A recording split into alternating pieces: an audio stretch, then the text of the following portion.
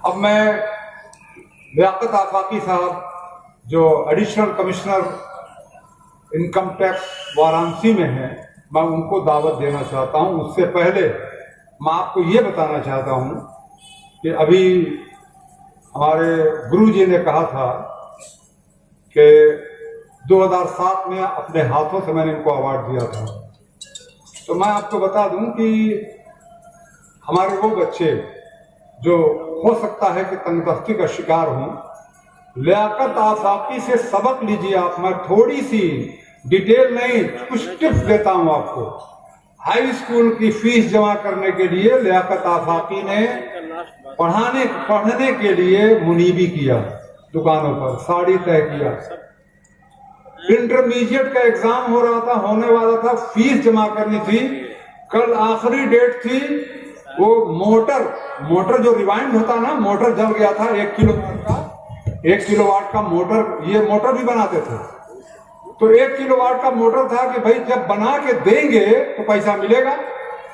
रात भर जग करके इस शख्स ने उस मोटर की रिवाइंडिंग किया, सवेरे जाके पैसा मिला, तब उसके बाद इसका इंटरमीडिएट का फॉर्म भरा। टेक्निक ऐसी बातें बताऊं कि साड़ी नहीं तय किया है, कि मुनीबी नहीं किया है, कि रिवाइंडिंग नहीं किया है, इलेक्ट्रिशियन का काम नहीं किया है, क्या नहीं किया है। और आज additional commissioner income tax Banaras का सबसे सुपर बॉस है इनकम टैक्स के, जो सबसे खतरनाक है, जो हम सबके लिए ताजिरों में सबसे खतरनाक है। तो इनको सुनिए और इस अज़्म के साथ सुनिए कि जो माली एतबार से कमजोर हैं, लियाकत साहब से बड़ी मिसाल नहीं मिल सकती। इसलिए मैं ये कहते हुए उनको इन्वाइट कर रहा हूं कि माली वसाइल की तंगी आपके रास्ते की रुकावट नहीं बन सकती। शर्त यह है कि आपके जुनून हो लियाकत आफाकी स्टेज पर।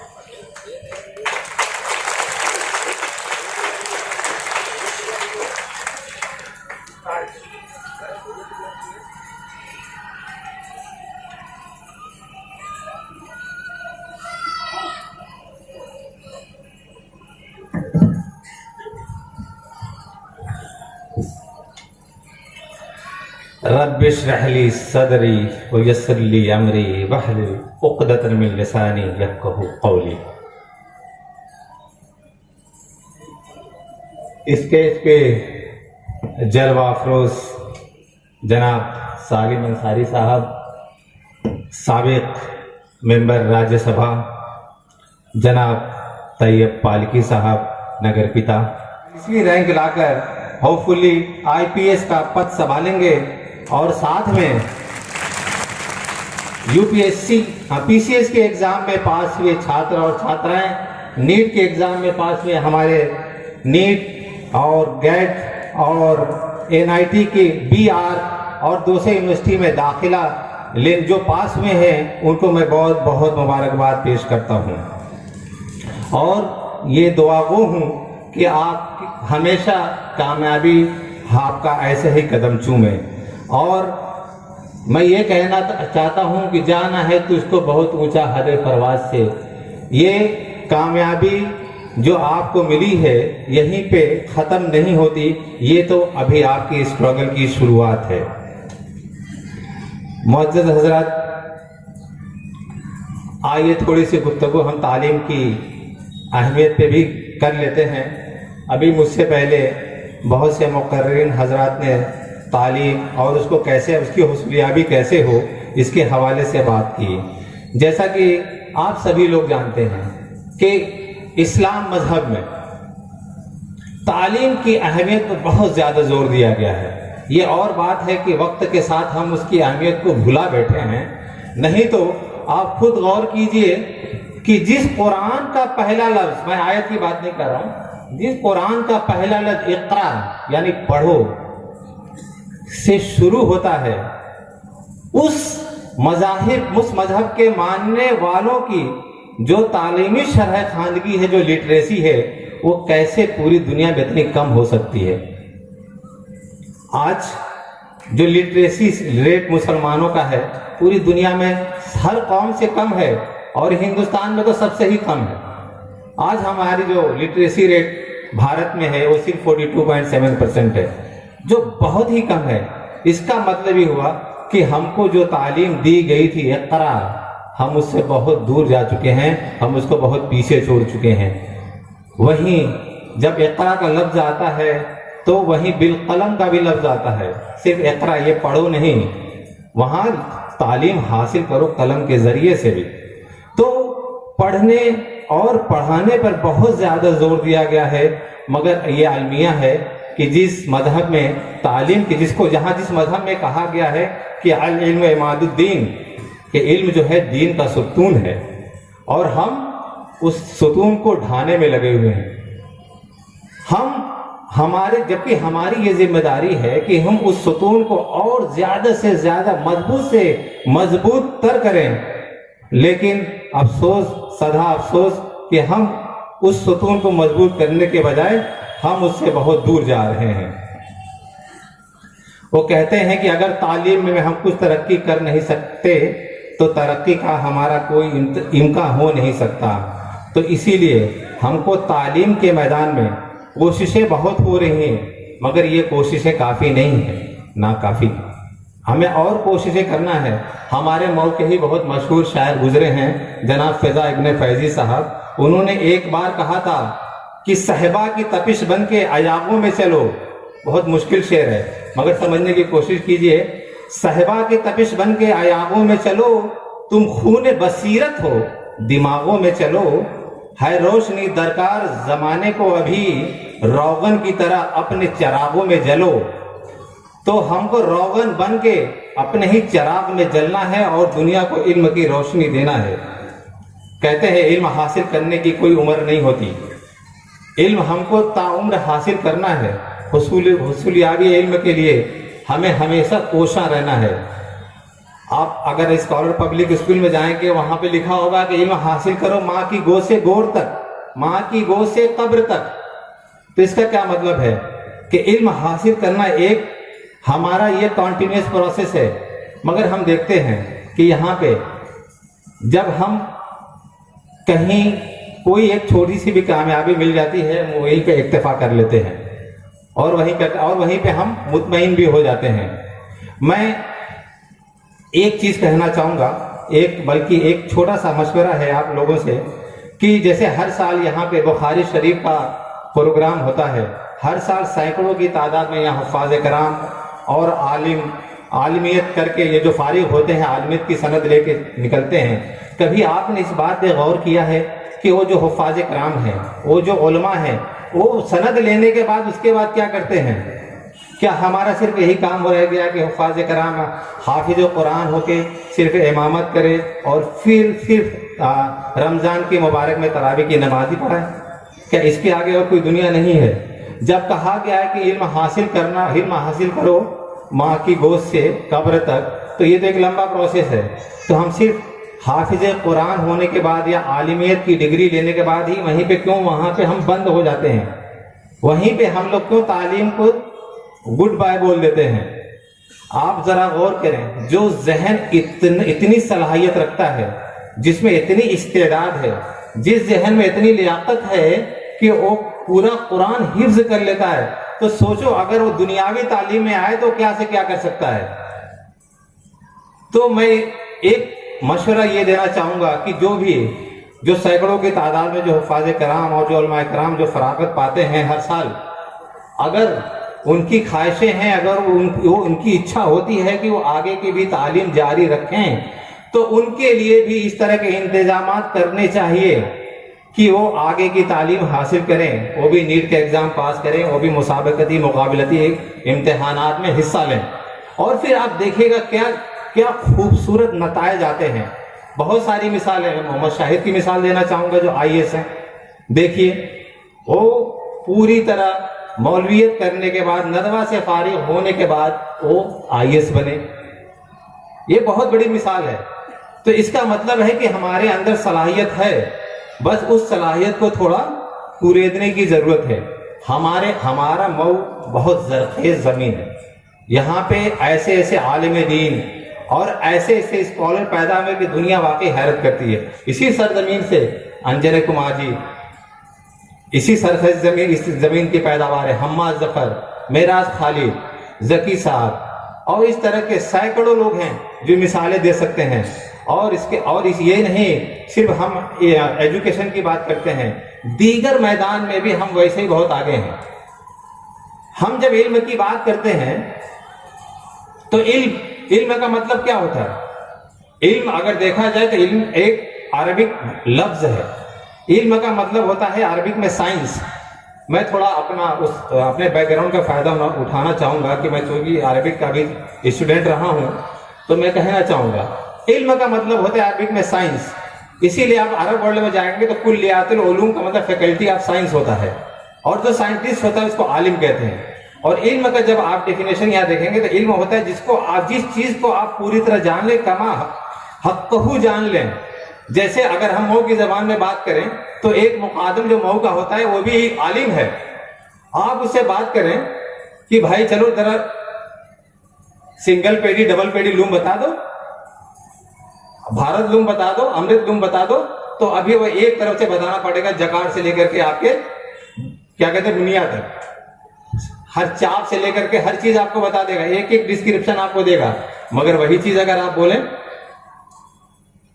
आप किसी साइंटिस्ट से बोले भैया ये लूम क्या होता है, वो तो सर पकड़ के बैठ जाएगा। तो सब अपने अपने जो फील्ड है वहां पे माहिर होते हैं। तो यहाँ पे जो है सलाहियत की कमी नहीं है, इस्तेदाद की कमी नहीं है, बस उसको क्या है, हमको क्या है, मौका फराहम करने की देर है।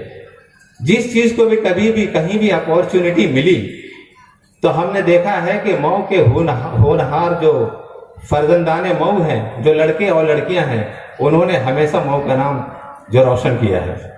बस उनको सिर्फ एक अपॉर्चुनिटी देने की बात है। और दूसरी चीज है, वैसे साहब ने काफी चीजें मेरे बारे में कही कि मेरी स्ट्रगल की कहानी, कि मैं कैसे यहां तक पहुंचा। तो अगर मैं आप लोगों के सामने जो भी बातें मैं कहूंगा, मैं वो किताबी बातें नहीं कहना चाहूंगा। मैं कहीं से कोई पढ़ी हुई, कोई सुनी हुई बातें नहीं कहना चाहूंगा, बल्कि मैं वही चीज आपके सामने पेश करूंगा जो मैंने खुद महसूस की है, अपने तजर्बे से हासिल की है। मैं इसी मऊ सरजमीन में पैदा हुआ और मुझे बहुत ही फख्र है कि जब मैंने बचपन अपना पूरी आजादी के साथ जिया, मुझे कोई भी गम नहीं है कि मैंने बचपन में कोई काम नहीं किया। मैंने मऊ के हर उस चीज को इंजॉय किया है जो मऊ के एक लड़कपन में एक बच्चे को करना चाहिए। मैंने मऊ के सारे गेम्स और जो कहते हैं ना सारी बदमाशियां करते हुए मैंने सारी बदमाशियां की है। और मैं इस बात का भी ऐसा नहीं कि मेरे माँ बाप इस चीज को नहीं रोकते थे, जो मैं गलत काम करता था वाकई बहुत ज्यादा रोकते थे, मगर वो एक जिद होती थी।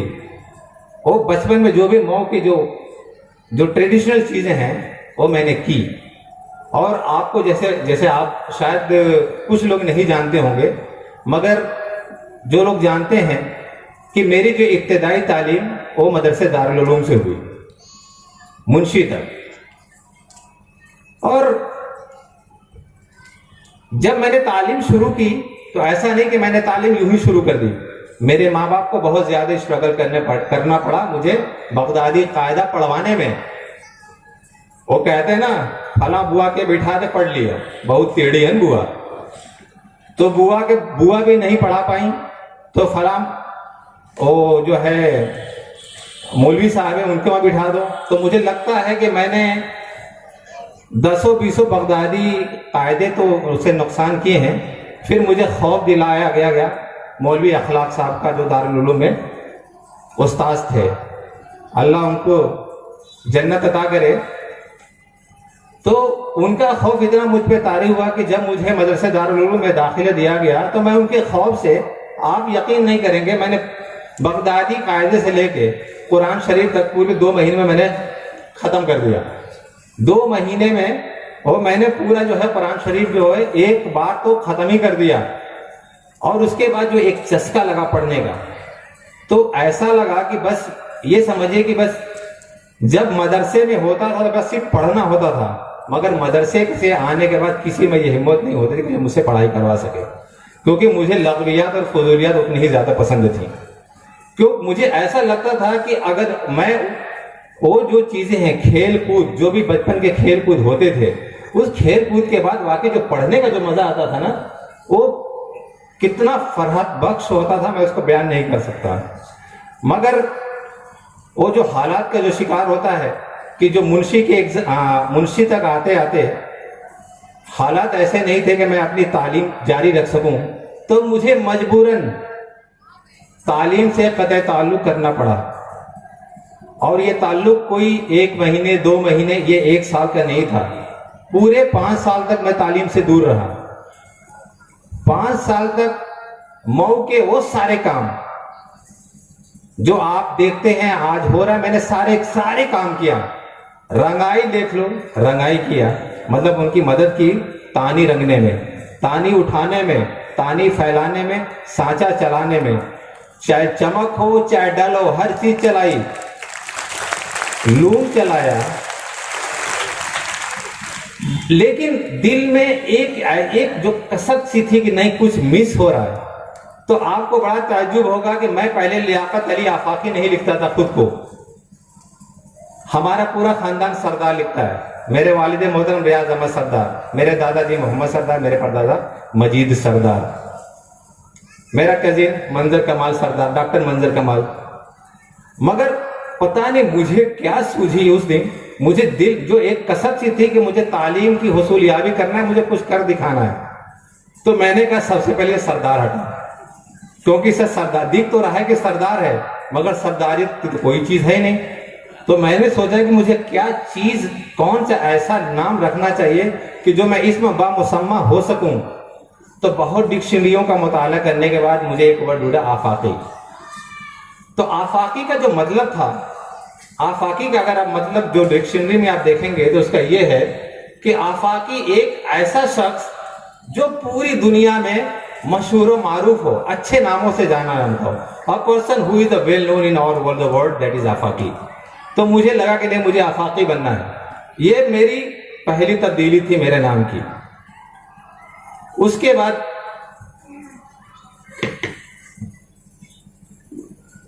बाद जो भी ट्रेडिशनल काम है मैं करता रहा। तो 5 साल जब बीत गया, जब सब्र का पैमाना जब लबरेज हो चुका बिल्कुल, तब मैंने किसी भी तरह कुछ पैसे इकट्ठा करके, मैंने मुंशी का एग्जाम तो मैं दे चुका था, तो मैंने 9th क्लास में जो है दाखिला लिया। 9th क्लास में एडमिशन लेने के बाद उसके बाद ये हुआ। और मैं आपको यहाँ पे एक चीज और बताना चाहूंगा कि देखिए, आपकी मजबूरी में की हुई चीजें आगे कैसे जाके आपका पैशन का रूप ले लेती है। तो मैंने national inter college Adri Indara, वहां पे एडमिशन लिया। क्या सोच के एडमिशन लिया कि वहां पे क्लासेस नहीं करनी पड़ेंगी और एग्जाम भी बहुत इजी होगा और आसानी से मैं सारे एग्जाम पास कर लूंगा। खैर, मगर एक जुनून था पढ़ने का। एडमिशन लेने के बाद जो वैस साहब ने अभी जो कहानी बताई आपको कि वो कैसे मैं वहां पे एडमिशन लिया, तो उसकी एक छोटी सी कहानी ये थी कि जो कहते हैं ना कि अचानक से मेरा जमीर जागा और मुझे लगा कि नहीं, इस बार मुझे एडमिशन लेना है। तो जब मैंने अपने दोस्तों से मालूमात ली तो पता चला कि कल ही एडमिशन की लास्ट डेट है। तो मैंने कहा, फिर मैंने पूछा कि कितने पैसे लगेंगे। तो उस वक्त ये 94 की जो बात है, तो कोई 300-400 रुपए का कोई ये था कि पूरी फीस और पूरे साल की फीस और इतने पैसे लगेंगे। तो 300-400 रुपए इकट्ठे करने में, तो मैं उस वक्त एक हल्का हल्का इलेक्ट्रीशियन का काम शुरू किया था। तो मेरे पास देखो अल्लाह की गायबी मदद कैसे होती है। तो शाम के टाइम में मेरे पास जो कहते हैं ना कि एक आदमी आया अपनी जली हुई मोटर लेकर के, बोला कि ये मेरी जो है मोटर जल गई है, इसकी ये भरना है, इसको जो मौके मतलब इसको भरना है, कितना पैसा लोगे। तो मैंने फीस और सब मैंने देख लिया था। मैंने कहा देखो, ये 400 रुपए लगेंगे आपको इसका पूरा भराई देने में, मगर मुझे फीस पहले चाहिए, मजदूरी पहले चाहिए, काम बाद में करूंगा। मैंने उससे एडवांस में मजदूरी लेके मैं वो एडमिशन लिया।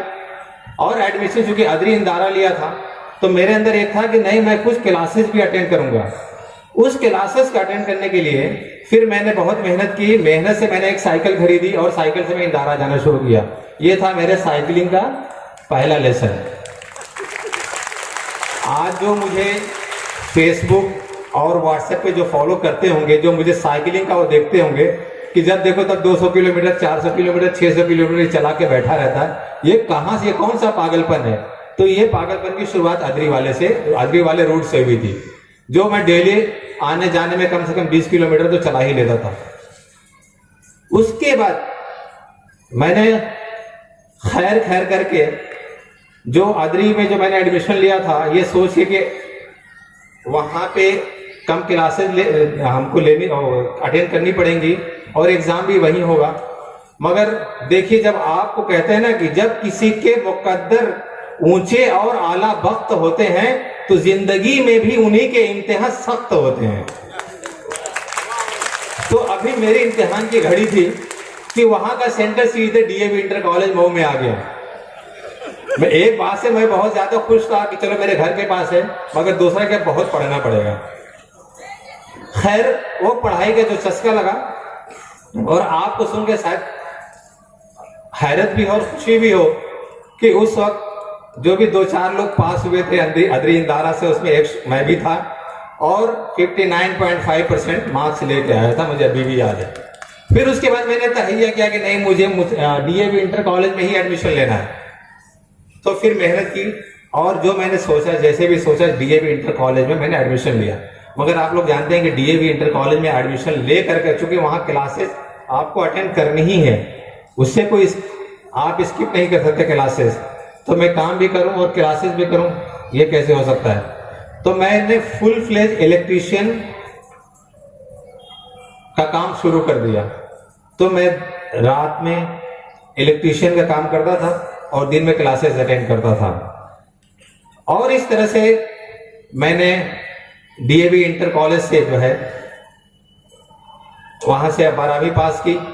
और उसी बीच मैंने साड़ियां भी बेची, सट्टियों की दुकानों पे साड़ियां बेची और मुनीमी का भी काम किया, क्योंकि वो कहते हैं ना, सुकून नहीं हो रहा था। एक तड़प जो थी, जो इस तरह भी कैफियत थी, वो किसी भी तरह वो उसको इत्मीनान नहीं हो रहा था।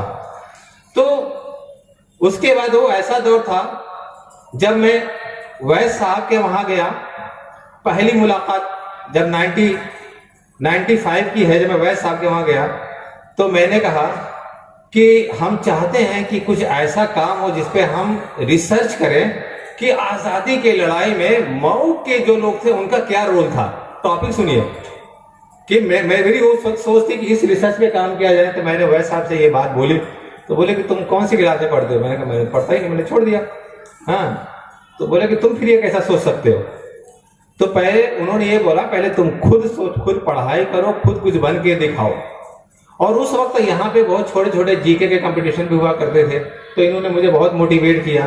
तो मैं उस वक्त के जो जीके के कंपटीशन होते थे उसमें काफी हिस्सा लिया, और अल्लाह के करम से उसमें किसी में फर्स्ट, किसी में सेकंड, ऐसे ही चलता रहता था। और उस कंपटीशन जो, अब मैं खुद कंपटीशन कराता भी था। एक हम लोग की ऑर्गेनाइजेशन थी एसपीओ, जो इस तरह के जनरल नॉलेज के कंपटीशन कराती थी। उस वक्त मुस्लिम इंटर कॉलेज में सालिम अंसारी साहब, ये नहीं कि अभी के दरिया दिल है, बहुत पुराने दरिया दिल आदमी है। उस वक्त अभी जब मैं एक एज ए स्टूडेंट यहाँ पे वो कंपटीशन कराता, उन्होंने इसके दरवाजे खोल दिए। बोले कि चूंकि आप तालीमी मकसद से आप ये प्रोग्राम कर रहे हो, तो आप इसके जैसे भी चाहे इस्तेमाल करो। तो हम लोगों ने यहाँ पे खूब कंपटीशन कराया। तो उस कंपटीशन कराने का नतीजा ये निकला कि मैं जो है जेएनयू का कंपटीशन क्वालिफाई कर लिया। क्योंकि जब आप किसी कंपटीशन में होते हैं तो आप चीजें काफी कुछ सीख जाते हैं। और शायद उस वक्त मैं पहला मौका, इस वक्त कोई स्टूडेंट रहा हूंगा जो जेएनयू के 4 लैंग्वेज में एक टाइम में क्वालिफाई किया। फ्रेंच, जर्मन, पर्शियन और अरबिक, इन 4 लैंग्वेज में क्वालिफाई करने के बाद मैंने फैसला किया कि मैं अरबिक लैंग्वेज में मैं अपना ग्रेजुएशन करूंगा। लोगों को बड़ी हैरत हुई कि फ्रेंच इतनी डिमांडिंग लैंग्वेज है, आपको करना चाहिए, उसमें मार्केट से जुड़ी है, बहुत पैसे कमाओगे। जर्मन कर लो, बहुत पैसे कमाओगे। मगर चूंकि मैंने एक हदफ तय कर लिया था कि मुझे सिविल सर्विसेज में आना है, तो यूपीएससी में एक उस टाइम 2013 से पहले तक एक सब्जेक्ट अरबिक का भी हुआ करता था। तो उसको मद्देनजर रखते हुए मैंने अरबिक को चुना। और वो जैसे कहते हैं कि चूंकि मेरा मदरसे का भी बैकग्राउंड था, और मदरसे में उस वक्त जो तालीम दी जाती थी मैं कहता हूं कि अगर आज के दौर में अगर उसका मुआवजा किया जाए तो आज की जो तालीम है आपके बीए और एमए की, वो कहीं उसके आगे नहीं टिकती। उस वक्त जो तालीम दी गई थी हमें अरबिक और पर्शियन की, फारसी की, वो इतना काम आई मेरे वहां पे अरबिक सीखने में। तो मैंने अरबिक को मैंने एज नहीं, वो तो एक मजहबी लैंग्वेज है ही है, हम लोग ठीक है, मगर मैंने उसको अरबिक को एज अ फन भी लिया उस लैंग्वेज को सीखने के लिए। लोग मेरा मजाक उड़ाते थे मैं अरबिक जब वहां बोलता था, क्योंकि अरबिक तो मुझे आती नहीं थी, मुझे वहां जाके बोलना पड़ा। तो जब मैं वहां जाके बोलता था अरब, सुनो, मैं जब मऊ के एक्सेंट में बोलता था अरबिक, आप यहाँ पे सुनोगे अस्सलामु अलैकुम रहमतुल्लाहि व बरकातहू व कैफल हाल या अखी अल्हम्दुलिल्लाह तय्यब व कैफ अंत। हम ये थोड़ा सा स्टैंडर्डाइज अरबिक बोलते हैं। मगर जब मैंने वहां अरबिक मुझे जब सीखना हुआ तो मुझे इस तरीके से मैं अरबिक नहीं बोल सकता था। तो मैं वहां बोलता था और कैफन तबे, तो बोले तैयब आईना कुंता, तो कहते कौन था आदमगढ़ के है क्या या मऊ के। तो उनको लगता मैं ऐसे मजाक में अरबिक जो है कुछ सीख गया। एक मेरे इंटरव्यू में भी, जब मेरा एमफिल का इंटरव्यू था अरबिक के लिए, तो वहां पूरे सवाल अरबिक में बोले जाते हैं, मगर मेरी सलाहियत अभी उस वक्त अभी इतनी नहीं थी कि मैं फर्राटेदार अरबिक लैंग्वेज बोल सकूं। तो मैं इतना ज्यादा उसमें उर्दू के अल्फाज घुसा देता था कि सामने वाले को पता ही नहीं चलता कि अरबिक थी या उर्दू थी। हाँ, और बोलते थे कई फल हाल हिंदुस्तानी माशाल्लाह कैफा साहब जा रही है। हाँ, तो अब इस तरह की अरबिक होती थी कि अभी बोल क्या रहा है, बस ऐसे ही अरबिक सीख लिया। तो खैर अल्लाह अल्लाह करके जो है एमफिल और फिर मैंने पीएचडी भी अरबिक लैंग्वेज में की, और फिर इस काबिल हुआ कि यूपीएससी के एग्जाम में मैंने एक जो मेरा टारगेट था, जो मेरा हदफ था कि एक अरबिक लैंग्वेज मुझे लेनी है, तो मैंने उस हदफ को अचीव किया, उस टारगेट को पूरा किया। और आपको जान के बहुत ताज्जुब होगा कि 2007 के एग्जाम में मैं पूरे हिंदुस्तान में वाहिद अरबिक का अकेला इकलौता स्टूडेंट था। और मेरा सेंटर जो था, जो यूपीएससी का हॉल था जहां यूपीएससी के इंटरव्यू होते हैं, तो वहां पे जो एग्जामिनर था, अब मेरा पेपर भी प्रिंट नहीं था, हाथ से लिखा हुआ था, वो ले कैसे बोल रहा है Arabic Arabic Arabic Arabic Arabic Arabic, कौन है भाई अरबिक का, तो मैं खड़ा हुआ सर दे दीजिए। तो इस तरीके से, और मैं आज फख्र के साथ कह सकता हूं कि यहाँ पे मैं अगर आपके सामने as a bureaucrat, as an additional commissioner of income tax, as IRS, अगर यहाँ पे मैं आपसे मुखातब हो रहा हूँ, तो उसमें अरबिक का बहुत बड़ा योगदान है। तो हम जब इल्म की बात करते हैं तो कोई भी चीज कभी भी जो हम सीखते हैं कभी रायगा नहीं जाती। तो मेरे मदरसे की वो तालीम, जो मैंने रियाजियात, जो मैंने तहरीर शिकस्ता, जो मैंने फारसी और जो मैंने अरबिक पढ़ी थी, वो मुझे कहाँ काम आई। बस मुझे थोड़ा सा सब्र रखना पड़ा, और सब्र का फल वाकई मीठा हुआ। और दूसरी चीज कि कभी भी कोई भी चीज आपके मकसद को पाने में आपके रास्ते का रोड़ा नहीं बनती है।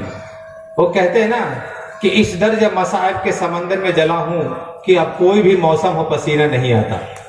तो पहले ही इतना झुलस चुका था कि अब आगे और क्या इम्तिहान होंगे। यहां से निकलने के बाद, JNU में जाने के बाद, उसके बाद तो रास्ते ही रास्ते मिले, अच्छी कंपनी मिली, अच्छे दोस्त मिले और अच्छे लोग मिले, जिनकी संगत में रह के मैं यहां तक पहुंचा। तो इसीलिए जो 3 चीजें मैंने सीखी हैं, तो एक तो ये है कि जब आपका वक्त कभी नहीं बदलता, पता है आपका वक्त कब बदलता है, जिस दिन आप तहैया कर लेते हैं कि अब मेरा वक्त बदलना है, उसी दिन से आपका वक्त बदल जाता है। तो इसीलिए ये तहैया करना कि मुझे अपना वक्त बदलना है। वो कहते हैं ना कि अगर हम कामयाब होना सीखना है तो हम चींटियों से सीखें। बचपन में हम सभी लोग चींटियों को बहुत परेशान किए हैं। आप देखते हैं चींटी आती तो हम उंगली रखते थे तो चींटी दूसरी तरफ से जाती।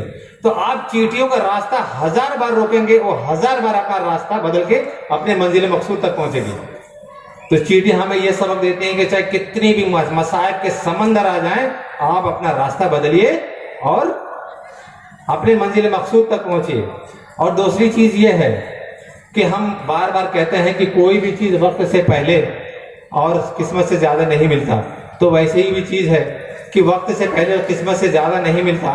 तो हमें यह है कि तय करना है कि वक्त कैसे गुजरना है, वक्त को सोना बनाना है या वक्त को सोने में बिताना है। तो इसीलिए वक्त का इस्तेमाल बहुत ही बामकसद होना चाहिए। और दूसरी चीज ये है कि मैं अब ये सारी चीजें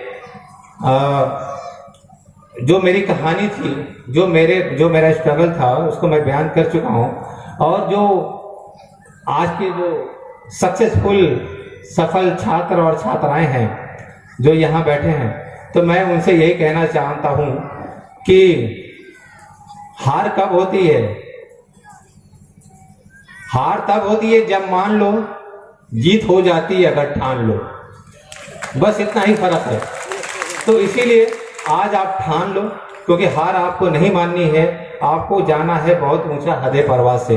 और दूसरी चीज ये है कि मुझे हमारा साहब का ये जो उनका मशवरा था बहुत पसंद आया, कि जैसे कोचिंग की बहुत सारी बातें यहाँ पे चली कि कोचिंग इंस्टीट्यूट हमें और ज्यादा खोलने चाहिए। किसी एक तरफ बहुत ज्यादा कोचिंग इंस्टीट्यूट है और एक तरफ बिल्कुल नहीं है, तो हमारे पास इंफ्रास्ट्रक्चर की कमी नहीं है। बहुत अच्छा मशवरा है ये। इस तरह के जो स्कूल हैं, जो मदारिस है हमारे, वो भी एक पर्टिकुलर टाइम के बाद वो भी बंद रहते हैं। अगर हम उनका भी इस्तेमाल इस तरह के अगर आज़ो मकासद के लिए करें, वहाँ पे कोचिंग, कंप्यूटर सेंटर और मुसाबकती मुकाबलती एग्जाम्स की तैयारी के लिए अगर हम उसको दें, तो इंशाअल्लाह बहुत ही अच्छे नतीजे निकलेंगे। तो ये एक चीज़ रह गई। और दूसरी चीज़ मैं ये कहना चाहूँगा कि जो वालिदैन हैं कि बच्चों को जो है तालीम के साथ साथ कोई एक पैशन, कोई एक जो आदत है खेल की, वो जरूर डालें। क्योंकि जब आदमी को कोई पैशन होता है, कोई एक दूसरी आदत होती है, तो वो जब बहुत ज्यादा परेशान होता है तो दूसरी आदत जब वो इस्तेमाल करता है तो उसको बहुत ज्यादा तकरीयत मिलती है। तो इसी के साथ साथ अब मैं, चूंकि मैं वक्त बहुत ज़्यादा ले चुका हूं और ज़्यादा वक्त नहीं लेना चाहता, बातें तो बहुत कुछ कहने और सुनने की हैं, तो बस यही कहना चाहूँगा कि और ये दुआ गो हूँ कि ये जो बच्चे और बच्चियाँ जो इस इम्तिहानात में जो कामयाब हुई हैं, अल्लाह करे कि आगे वह ऐसे कामयाब होते रहें और कामयाबी हमेशा उनके कदम चूमती रहे। इसी बात के साथ मैं आप सभी लोगों का बहुत ज़्यादा शुक्रिया अदा करना चाहता हूं कि जो आप एक शाम तालीम के नाम यहाँ पे तशरीफ़ लाए, और मैं दिल की गहराइयों से आपका शुक्रिया अदा करता हूं। मैं बार बार आपको शुक्रिया अदा करना चाहता हूं, मगर फिर सोचता हूं कि आप तो मेरे अपने हैं, और फिर अपनों का क्या शुक्रिया अदा करना। शुक्रिया, बहुत बहुत शुक्रिया।